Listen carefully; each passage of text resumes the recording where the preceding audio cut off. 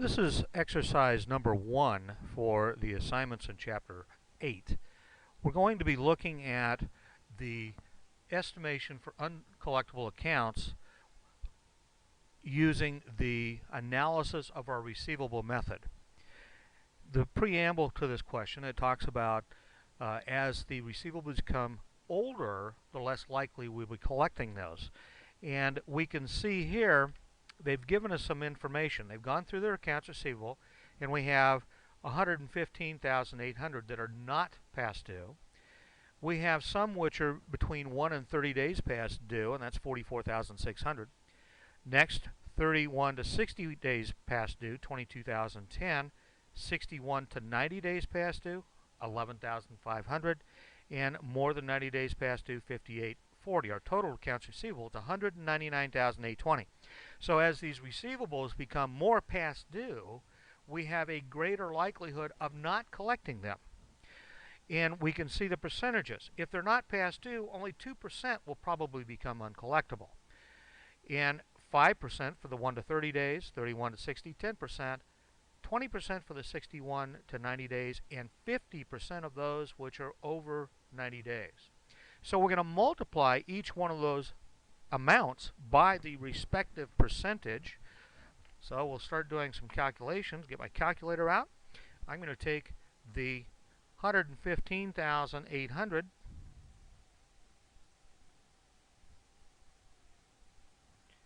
and I'm going to multiply that times 0.02, which is 2%.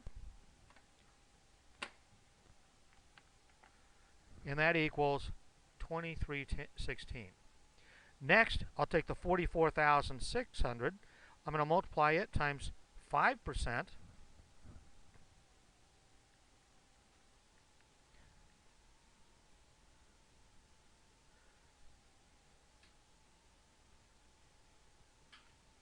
Just going to clean this up a little bit. This was times 2%. That equals 2316. If I take the 44,600 times 0.05, I get 2,230. I'll take the 31 to 60, that's 22,010. I'm going to multiply that times 10%, and that's 2201. I'll take the 61 to 90, multiply that times 20%.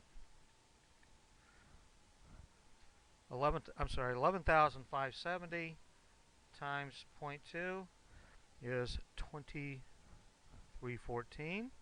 And finally, I'll take the 5840 times 50%.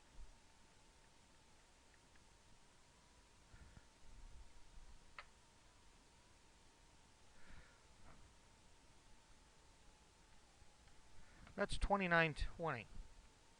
Now I'm going to add those numbers together, and that will tell me how much my total allowance for doubtful accounts should equal.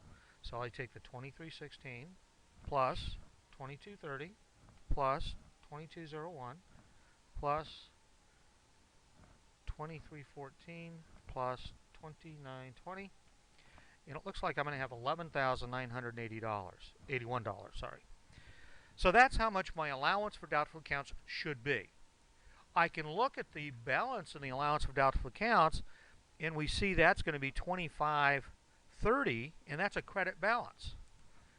I need to have a credit balance of 11,981. So I'll take the 11,981. I'm going to subtract the 2530, and that's going to tell me how much my adjustment needs to be.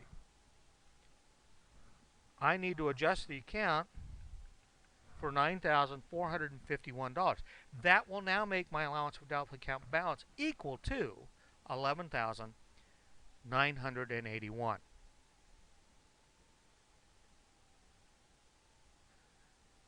Now that I have that information, I can make my journal entries and answer the rest of this question. It says, based on this data, estimate the amount of bad debt expense that Nash Company should record in December, the adjusting entry, and so on after the adjustment. The bad debt expense here is going to be $9,451. The allowance for doubtful accounts will be the 11,981,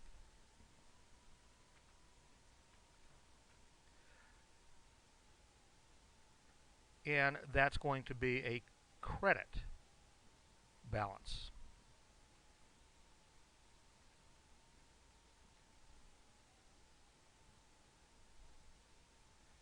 So I'll check my work, and this will tell me if all my multiplication and so on is correct, and it is. Next, we can make our journal entry for it. I'm going to debit bad debt expense for $9,451. I'm going to credit the allowance for doubtful accounts for $9,451. The next part of this question says Nash Company's accounts receivable and allowance for doubtful accounts on December 31st, 2001, before adjusting entries are shown below. Update these accounts for the adjusting entry above, showing the balance for Nash Company's accounts receivable and allowance for doubtful accounts. Well, the doubtful account, the adjusting entry, we're going to be recording a $9,451, which brings the ending balance to, that was $11,981. And the accounts receivable, the balance is still going to be the $199,820 because we didn't identify any specific account that's going to be written off. We're just estimating that some will be written off. So the income statement, the bad debt expense is going to be $9,451. The accounts receivable, we're going to have the 100. This is on the balance sheet. How it's going to look. 199,820 less the doubtful accounts of 11,981, and the net realizable is going to be the 199,820 minus 11,981, which would be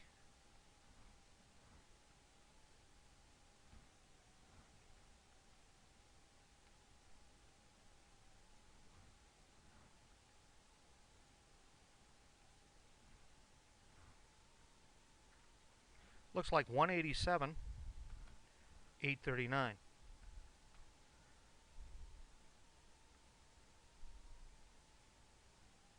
So with that done, my numbers will be different than yours because this is an algorithmic problem. Finally, there's another section here that we're going to look at for Sole Company. It had the following data. Here we have the total accounts receivable is 391,000. We have different percentages for our accounts receivable as being uncollectible, and we would be looking at the amount that we're going to be using. For this amount, it tells me below that the receivables, they're going to use 3% for the 1 to 30 days, and for the 31 to 60, I'm going to use 8% is what they're showing me here.